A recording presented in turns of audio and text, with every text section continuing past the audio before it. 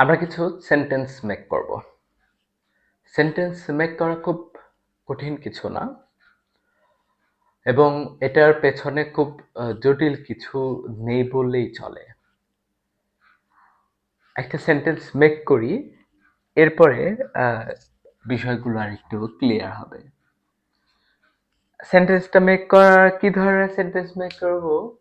Okay, this is a time of week.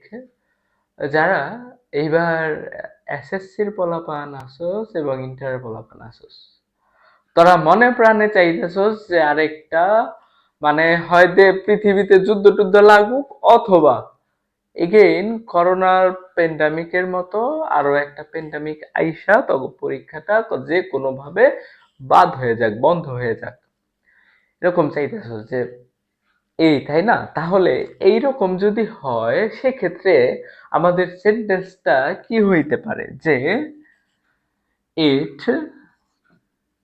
Had better to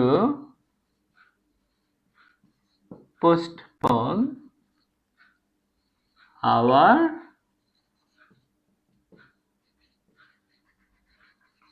upcoming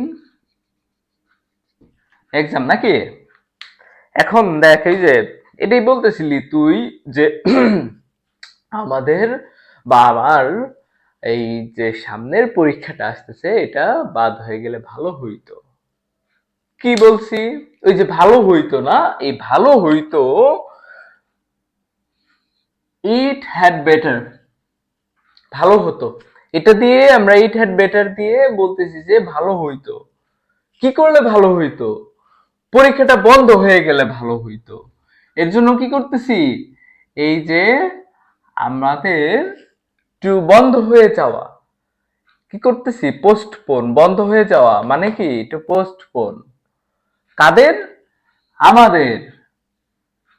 কি বন্ধ হয়ে যাবে?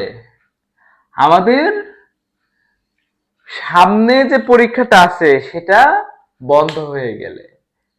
তাহলে কি বললাম যে আমাদের পরীক্ষাটা বন্ধ হয়ে গেলে ভালো। এর জন্য কি বলা হইতেছে যে it is better to postpone our upcoming exam। বুঝছস না? একটু এটা একটু কমপ্লেক্সিটির মতো মনে হইতে পারে। ওকে, ইটস ওকে, সমস্যা নাই।